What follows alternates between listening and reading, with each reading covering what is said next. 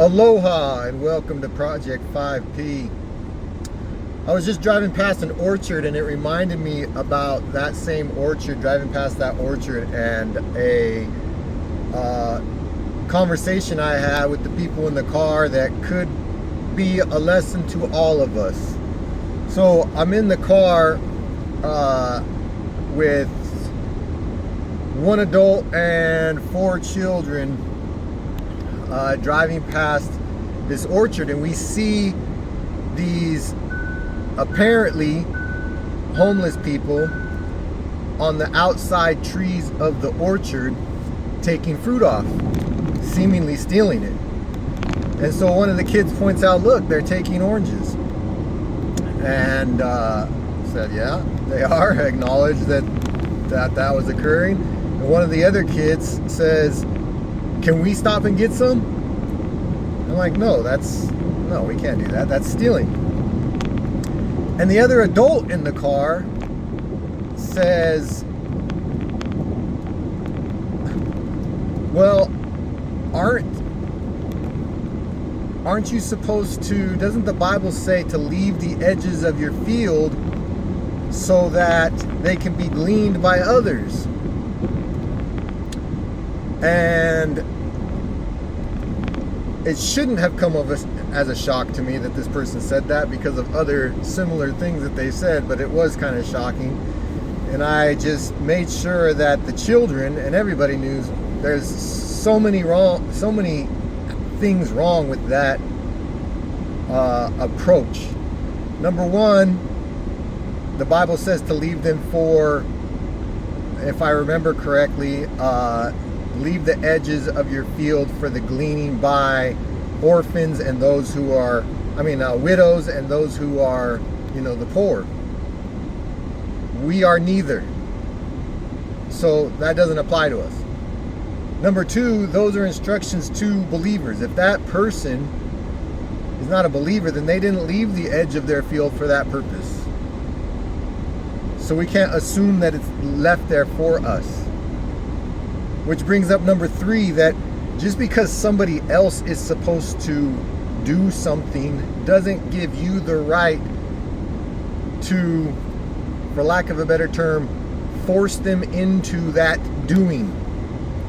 That's like saying the rich should help the poor. So I drive past the house and I see they have 3 BMWs in the driveway and I'm driving a beat up car, and I just go and steal one of their cars because, hey, you're supposed to help. You're rich, you're supposed to help. I'm less fortunate, so you're supposed to help me, so I'm going to take this. It's a very horrible approach that leads to entitlement and selfishness in life, that just because somebody's supposed to do something, that we are entitled to it. That just because another party should act a certain way or should do a certain thing, that when they don't do it, we're entitled to make it happen, to force the hand. Or when they do it, that we're not also entitled to be grateful for that. In fact, the same person, the same adult that made this statement in this situation, like I said, it should have been of no surprise, even though I was kind of shocked at the moment, has also said in the past things like, why should I be thankful if somebody's just doing what they're supposed to do?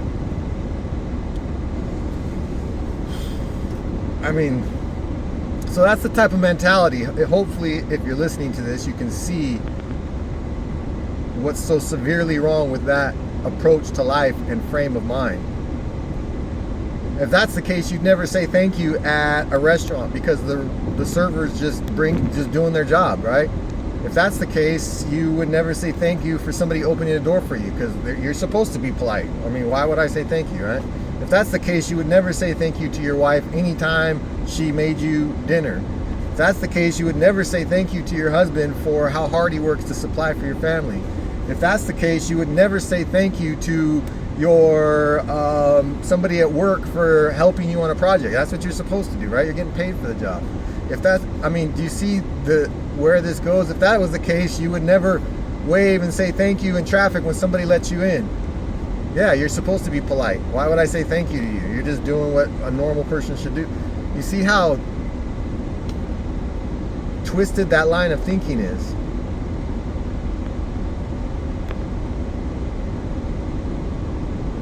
You know, when Jesus healed the 10 lepers, he healed 10 of them. And he said, go show yourself to the priest. He said that before he healed them. And in obedience, they started to walk off. And it said, as they were walking, they were healed in the process. And one of them turned back and came and told Jesus, thank you. And he said, why is only one of you returning? Where are the other 9? See, Jesus was expecting them to come back and say thank you. But nowhere in the Bible does it say that he commanded them to say thank you. He didn't tell them, hey, go for a walk, show yourself to the priest. If you get healed along the way, make sure you come back and say thank you. He didn't say that. But he expected it because that was the normal response to God doing something good. Yet only one of them came back and said thank you. And he told that one, you have been made whole. So there was some distinguishment there. Something different that one got that the others didn't get. Even though he said that they got healed along the way, something, that one that came back and said thank you got a little something extra.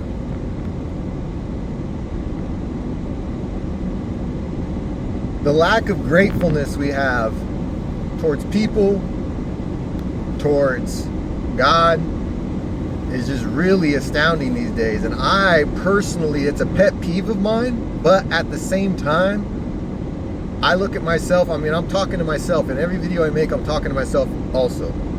Literally and figuratively, because I'm looking at myself in this forward-facing camera on this rectangle of death. I'm talking to myself too, because I look at myself and can see areas where I'm not grateful for certain people and certain things that people do, because it's like, well, it seems like, yeah, that's the least they could do, right? Because I know I've helped this person so much, but that's not the right attitude to have. And just because the Bible says somebody should do something doesn't mean that them doing it, that we're entitled to it from our perspective. They should, that's between them and God. But if they don't, that doesn't entitle us to go take it. If you can think of any other examples of how this applies, feel free to comment. But the one, like I said, the illustration I think of is, cars in a driveway, a rich person, you're supposed to help. What other examples are there where somebody should do something in obedience to God, but just because if they don't do it, that doesn't entitle us to take it from them. That doesn't mean that we can become bitter and treat them poorly or retaliate against them in some way, or withhold our love and our blessing, and that we can justify being disobedient to God just because they are. I'm not going to love them, God, because they didn't love me. I'm not going to do this because their disobedience to God, their poor conduct, their whatever it is, does not justify us. Work out your own salvation with fear and trembling. Your salvation, your obedience to God is on you. You're not going to go and stand before God. I'm not going to go and stand before God and then say, why did you take what didn't belong to you? Well, God, they're supposed to give it to me anyway.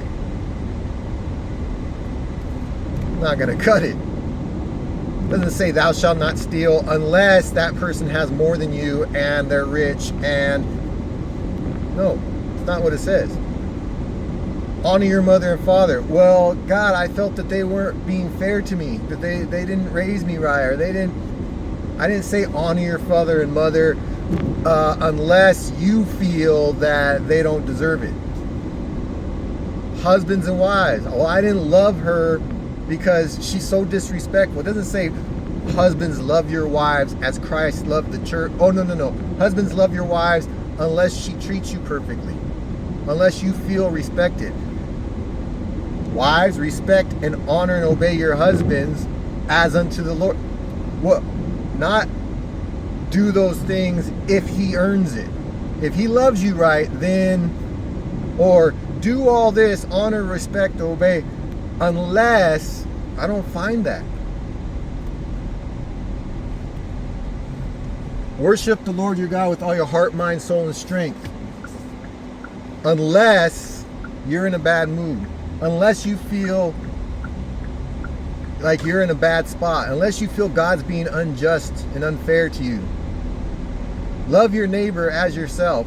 Unless you're in a rush and you don't got time to help that person right now. You don't, like the Good Samaritan. Pass by on the other side of the road. Love your neighbor as yourself unless you're in a hurry and you got somewhere to go. Unless you're in your good church clothes and you don't want to get dirty. Unless all those caveats don't exist. We don't get to justify our own actions based on what somebody else is supposed to do. They're not doing what they're supposed to do, so that justifies your disobedience. It doesn't work that way. I don't get to drive by these orchards that I'm driving by right now and just take my pick and, well, they're supposed to leave gleanings on the edge of their field. Yeah, but it's not, they should. But even if they do, number one, even if they were a believer and even if they were leaving gleanings on the edge of their field for the widow and the poor, I'm not a widow and I'm not poor.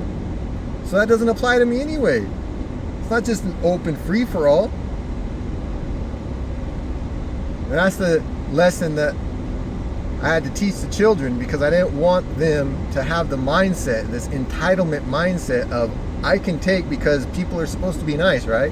People are supposed to be giving, so they should be giving, so I'm going to take it. Horrible mindset and way to train and teach our next generation. We already have a generation now that sense of entitlement is just through the roof.